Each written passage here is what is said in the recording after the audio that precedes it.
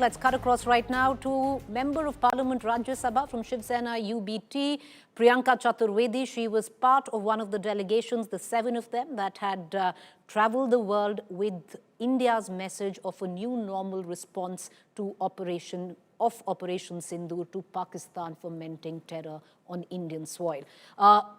Priyanka Chaturvedi spoke to me a short while ago. Right now, she is on her way to the Prime Minister's residence, where the Prime Minister is meeting all the delegates that went, some of them from the opposition, like Ms. Chaturvedi herself, to take India's word to foreign soil. First question, Ms. Chaturvedi, how was your trip? I hope you had a good trip. And what have you come back with? Are there any tangible, concrete reassurances from the countries that you visited taking India's point forward? I would say it was a constructive visit with 6 nations that we traveled to within the 12-14 days that were given to us and a delegation.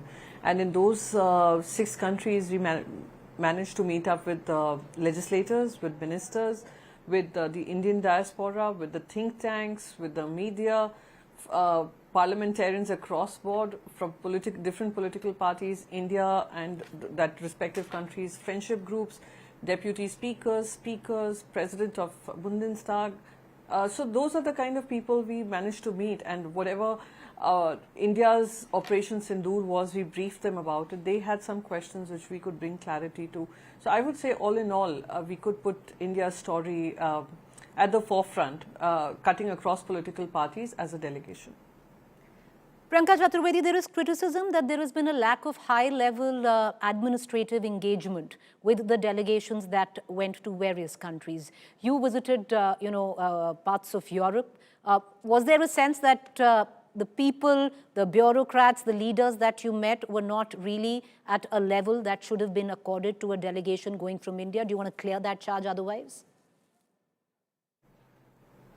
No, again, we must remember that we went as members of parliament, and the idea was to take India's story forward. Even if we are meeting, if some of the delegations met bureaucrats in senior roles, they are people who will be impacting the policies and their decisions as far as their relationship with the world goes. We were traveling to European region, and they all understood the critical need to call out Pakistan and to address the terrorism activities emanating from there. So I'm very certain whoever heard the story of India would exactly know that the false narratives that were coming from Pakistan were were nowhere close to the truth. So I don't know who met what. I was only focused on my delegation, and our delegation managed to create the impact it was seeking. Ms. Chaturvedi, many of your speeches went viral. We at home saw you make those speeches, but the criticism, not of your speeches, but of who you were speaking to, was that you were speaking largely to the Indian diaspora, like many of the other delegations. It was practically preaching to the choir. Absolutely not. We did meet the Indian diaspora, and let's not just undermine the diaspora globally. Indian diaspora are India's brand ambassadors to the world. They are working in senior positions in whichever corporate companies they're working in, or whatever contribution they're doing to that particular country's economy. And let's also not forget the entire false narrative that was being created on social media. So there was a whole room of, them feeling too that they did not know the India story. So the speeches that you saw, yes, they were with the Indian diaspora.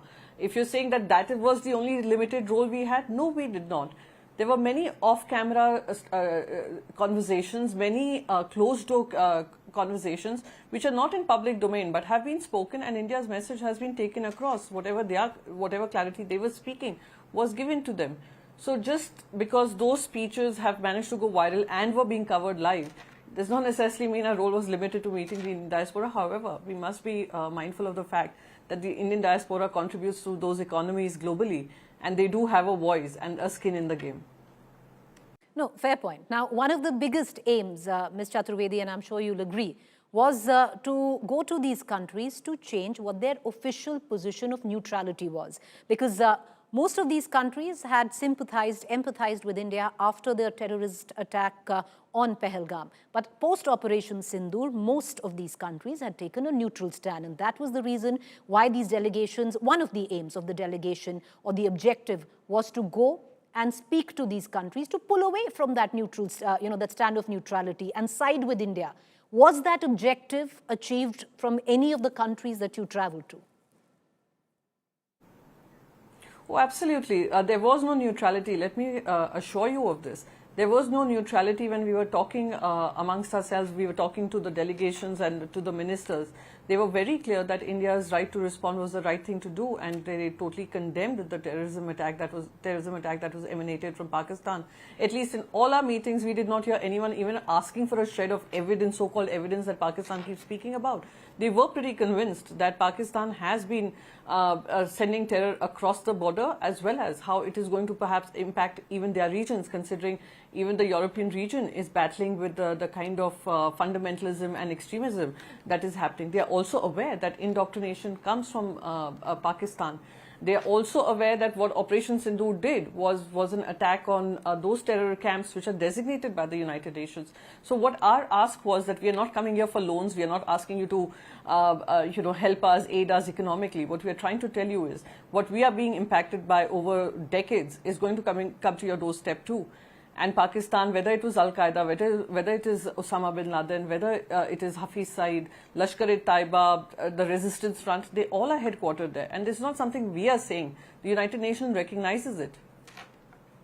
But Ms. Chaturvedi, while these delegations, including you, were making the point of India across the globe, the likes of President Trump didn't make your life any easy because they constantly harped on mediation. Was that tricky question also posed of ceasefire mediation by the US? No, again, in all our delegation meetings, there was this question, of course, asked whether there was any truth in the mediation bit. And we very categorically said that it was two DGMOs speaking to each other and two DGMOs taking a call on the ceasefire, which was promptly for some reason announced by Mr. Trump, but however, it was the DGMOs and there is going to be no scope for mediation. There were, again, I would repeat, there was no intent to mediate. The question was that whether mediation had happened or is happening or we would want it to happen. So we've addressed that very categorically, and there was no serious intent to do so. They pretty well understood that India is very clear that it is a bilateral issue which will be resolved on the basis of how Pakistan handles its terror activities and how accountable it becomes to the rest of the world. Well, something else that didn't make your life easy is your own political party, not just you, but the entire opposition. Because while you had to put out, a united front globally, put India's point forward, domestically there was a fair amount of friction and questions being asked of the government. Did this complicate things for you? Because you were abroad trying to pitch a point, but your own party was talking about something very different back home. No, let me assure you, Preeti, we went to countries which understand democracy, which celebrate democracy, which know how democracy functions and how democracy at home works. So they knew that there are members of the opposition who are speaking on a united, as part of a group delegation that is speaking about India. And they also understand our responsibility when we go back home. So no, there was absolutely no doubt in our heads on the mission we were on and how it was being played out domestically. And I'm sure even the countries we visited, they understand how opposition and treasury benches function. No, why I asked you that question, Ms. Chaturvedi, stemmed from the fact that when Ms. Supriya Sule returned and she spoke to our network and she said that maybe opposition parties should have waited till they raised certain questions for the delegations to come back because they complicated the situation. And Supriya Sule gave the example of Sharad Pawar and she said, look at Mr. Sharad Pawar, because what he told me before I went was that we will not raise anything back home. And that is possibly what the opposition should have followed. No, again, I will repeat the same thing that we have done as a political party and as opposition, that as far as showing a united front and taking a call with regards to terror emanating from Pakistan, we stood unitedly in our mission abroad and telling the world our story. And at home, of course, there would be questions asked of the government of India. Please do not forget that even Bharatiya Janata Party, right from the Prime Minister to the Home Minister, have been making rally speeches all across the country with regards to the same operation. So it is every right of even the opposition to ask questions of the government. So it is not a one-way street. that while while government of India can take credit for something, the opposition should not ask any questions till the delegation does not return back. They were two absolutely separate things, and that is how it played out. I do not have a different opinion from what really happened back home in India.